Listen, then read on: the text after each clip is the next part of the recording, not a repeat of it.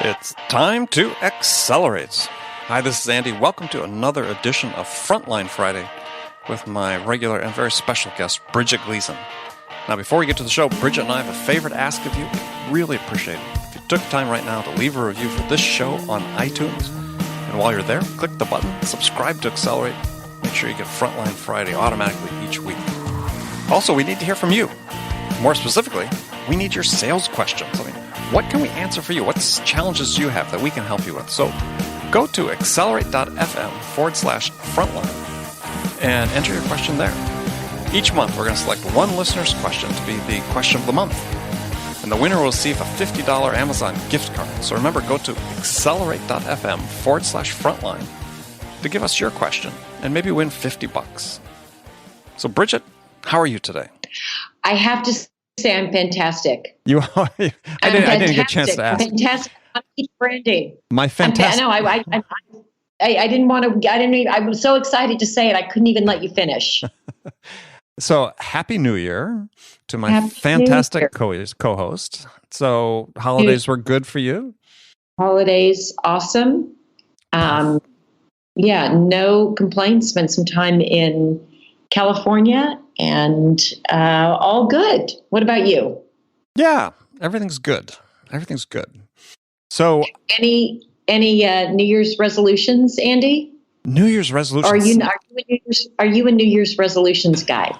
Not really. I mean, I've always got things sort of in the works, right? That I'm sort of trying to do better, right? I just every year I want to get more fit. I want to, break my personal record in this. I want to learn this. I want to write that. I mean, it's always for me. It's always sort of continuous process. How about you?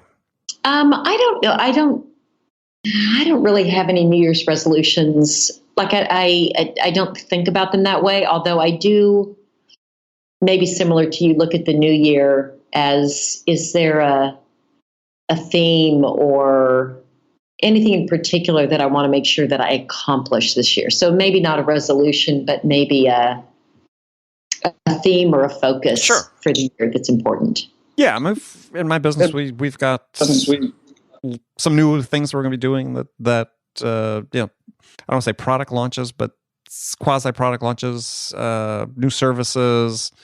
So yeah, this year is going to be really exciting in terms of what we're trying to accomplish and in the business and what we're trying to accomplish. The podcast, there'll be some additional changes we're going to make in the podcast that we think will be very exciting. And so, yeah, I mean, I think you always have to have things out there that you're shooting for that I think beyond just, hey, let's hit the number, right? Is, for me at least, are the things I want to accomplish, are they getting me to not this year's goal, but the larger goal, right? Is setting up my business, my career, my income stream, all those things, my life, my travel schedule, are they all sort of able to be integrated to achieve what I want to achieve? Yeah. And I definitely have those also. I'll tell you what has been more of the work that I've been focused on is there's all of the external things, the related to job and career and that sort of thing. But a lot of it for me last year, and I think this year, I haven't settled on a theme yet, but I think it'll be similar, is sort of internal work.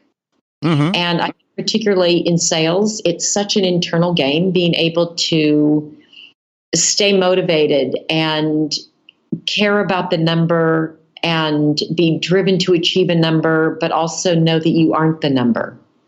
And the more that I'm able to internalize that and really live that, the better that I can help my team, people on my team do that. And I think for people to have a meaningful, really meaningful, not just lucrative, but to have a meaningful career in sales, one that is fulfilling, you've got to be able to handle that other side of it, which can be very stressful. A lot of people, myself included, can get caught up in really going through a dip if a deal doesn't happen or you don't have a good month, and just having that resiliency to just kind of plow through those. So I do a lot of kind of on the inner game of sales.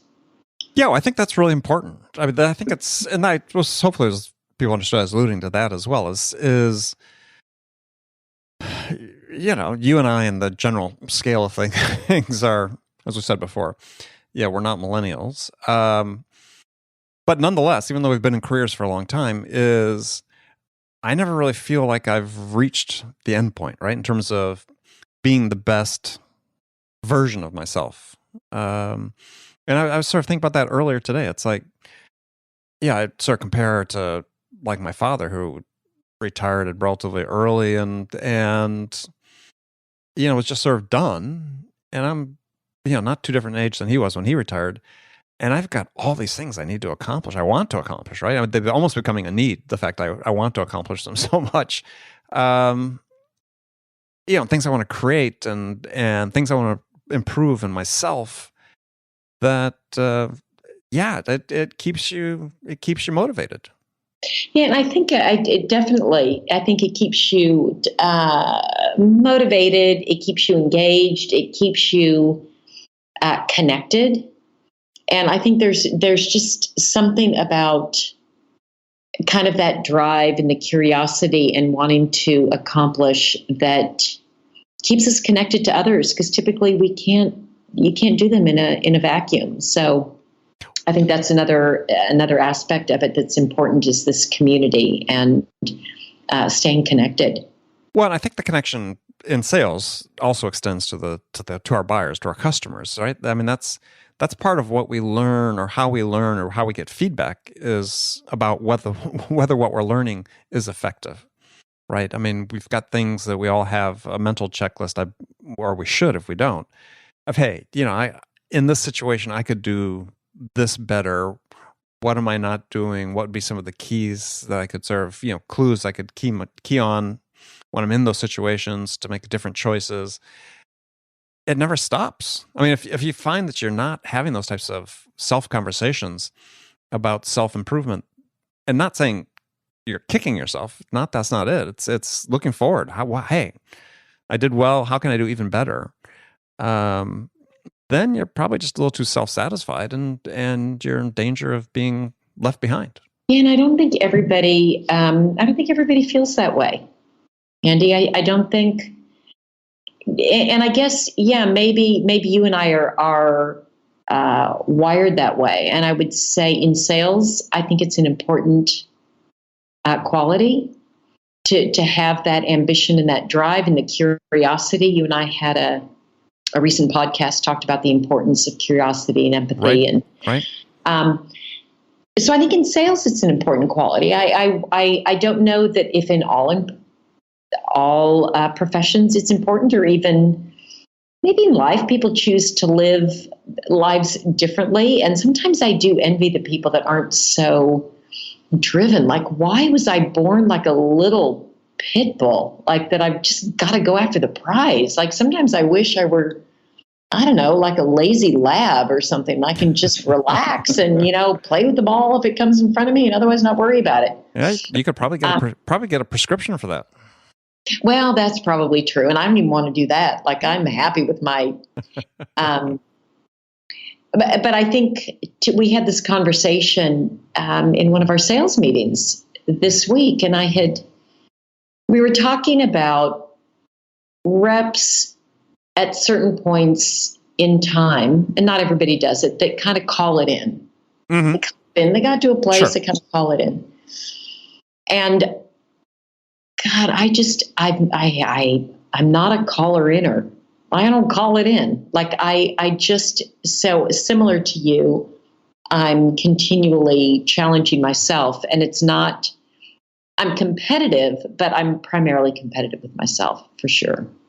All right, so let me ask you a question. And this is a topic that I've been talking to various people about and thinking about and reading about, is, to your point about people sort of calling it in, is, do we put too much emphasis on excellence in sales? Meaning, we do all these, we have all these sales tools and data we can track now about, down to the conversational level, the word choice level of words people are using. And we're trying to model behaviors of top performers so that everybody else can sort of do the same thing. But in the process, my concern is, and this is a question I was asking, is, there's a whole cadre of people who are good at what they do. And their performance is predictable. And yet by constantly telling them they have to model the behaviors of other people that are supposedly top performers, are we running the risk of sort of demotivating these people? Well, because I think sales organizations really subsist on the people who are good. And the trouble with the word good these days is it's people sort of, when they hear good, they think mediocre. And no, good means competent. Good means predictable. Good means, and we have all sales teams have good performers that have that consistency and that predictability, and they know their craft. Maybe they're not the superstars, never going to be the superstars, but we spend all this time and effort trying to make them be the superstars rather than encouraging them to be who they are. Well, I heard, maybe it was on a CEO panel, that you want to have a product and a sales process and a sales organization that does well with good salespeople. Mm-hmm. And they talked about B salespeople. Let's say good salespeople, above average salespeople. You don't want to have to have all A's in order to sell your product or service. It's great if you do, but the reality is they're A's because they're exceptional in some way.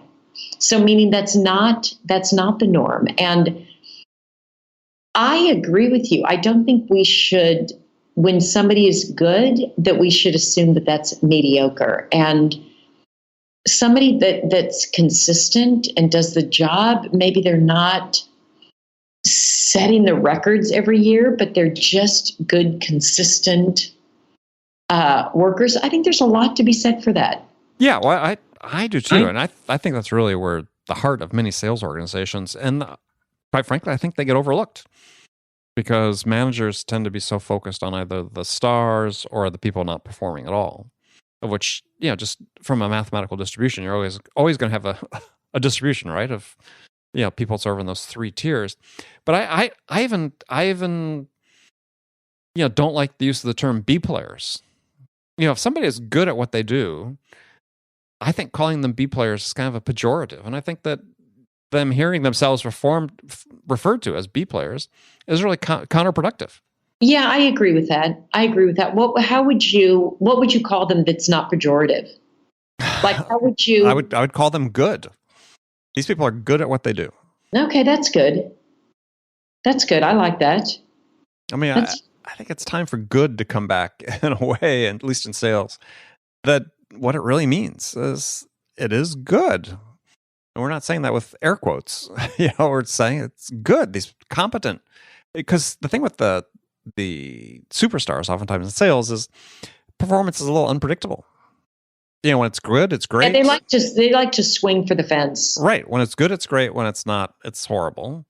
And I've managed teams over decades where people I really valued were the people that were good and predictable, because I knew that's how we were going to make our number. That's how we were going to get to where we wanted to go, on the backs of those people. And if we were lucky, the superstar was going to land an account that, that might take us some places we hadn't anticipated, which would be fine. But I tended not to forecast based on them. Yeah, I think that's a really good point. Instead of referring them as to B players, because you're right, that's a bit pejorative. It is pejorative. It's a B player. Yeah. That's pretty damn good. Yeah. I mean, right? Really, it's so hard being a B in some ways. Wow. That's great. Be a B. Yeah. So, but I think talking about them as good as being. Well, I think I think we waste time trying to encourage, the people who are good at what they do, what some would call the B players, to be A players, because that's just not who they are. Right. And so, we've gotten so focused on that rather than saying, wow, what can I do to optimize this person's performance within the capabilities they have?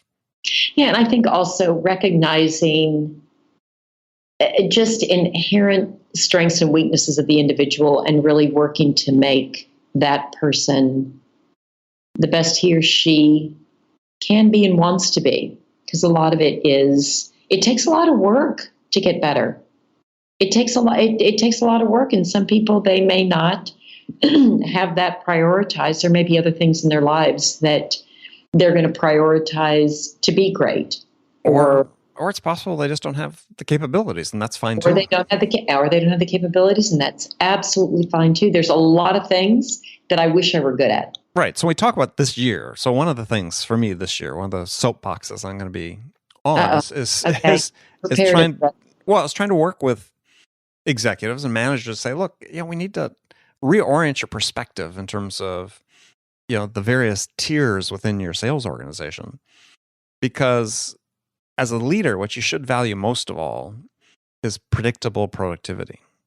And that's my opinion. And as long as it's not predictably low. Yeah, I understand. Yeah, right. Okay, so some of it's predictable. Yeah, some it's predictable, but you don't want it's got to be a little bit more than predictable. Right. I'm talking about the good players, right? Yeah. The good sellers. And I personally believe that is the largest fraction of sellers in a sales organization. And yeah, the ones that are predictably low, you know what you need to do with them. I mean, not everybody is meant to be a salesperson, and that's fine. Maybe they're not, or they're in the wrong environment or whatever. You help them find the solution to that problem. But for your good players, treat them as good. Don't treat them as secondary, right? As bad or as mediocre. They're good. Right. And so it's time, like I said, for me, show them some respect. Show respect and, understand. Come back to an understanding of what good is. And I think if more managers, frontline managers in particular, but also VPs and boards can work on that, it will help them. It'll help them make better decisions about how to allocate resources to train and to invest in people. I think boards do understand that. Like I think, just my experience with boards is boards are generally, when they look at the mean, if you've got a decent amount of your sales team, or a decent percentage that are good and that are predictable and can kind of give you this run rate business that is going to happen. I think most boards would be happy with that. I think the issues come probably more internally at the frontline level, maybe even at the VP level, wanting to you see a couple people that are, hitting it out of the park, and you think everybody should be hitting it out of the park. I think that's the problem. If they can all achieve this, and everybody should be able to achieve this. Well, everybody's not, but it's understanding if you've got a good sort of set of people that are good, and they're also making good money, like they feel motivated by their performance. They're not being penalized because they are a B player, or just, I think that's the other thing, is making sure that they don't feel demoralized because they're not, hitting it out of the ballpark. Yeah. Month after month, quarter after quarter. Yeah, no, I 100% agree with you about the boards. I didn't mean to, tar them with the brush unnecessarily. I mean, I think that what happens is that I think there's sometimes disconnect between the boards and the executive level in terms of what the board is thinking and feeling and what they observe and what the executive level thinks they're hearing from them. And that causes some of the problems. Yeah, no, I agree. It's mostly internal issues. So as we're sitting here at the beginning of the year, and people listening to this, is really want you to think about this. Yes, is really, are you really giving your good players, the ones that are really the heart and soul of their organization, are you really, giving them a fair shake? I mean, you think about lead distribution, because a lot of times the lead distribution is uneven because that people think only the A players get the quote unquote A players should get the good leads and so on. And unintentionally or intentionally setting up a system that does a disservice to your own ability to hit your numbers this year. I think it's a good thing to remember. When I think about just even compensation plans, because I think that's one area that I have some control over, that I'm probably not doing a service to the steady, good sales reps. That that's just something for me to think about as well. How do I make sure that they are rewarded for that consistency? And it's maybe a slightly different compensation structure that rewards consistency. Exactly, and that's okay. It's really important to have somebody who just they're going to deliver at a certain level, and you can count on it. Boy, I'll take that all day long. Yeah, me too. All right, Bridget, we have a short one today, but yes, that's right. At the first of the year, giving everybody a few minutes back of their time. That's right. So they go out and sell some more. That's right. All right. So, as always, friends, we really appreciate you spending this time with us. Hopefully, everybody had a happy and safe holiday season, and they're back at work ready to crush it this year. And we'll do our best to see what we can do to help you with that. That's right. Great to talk to you as always. All right, everybody. We'll talk to you next week.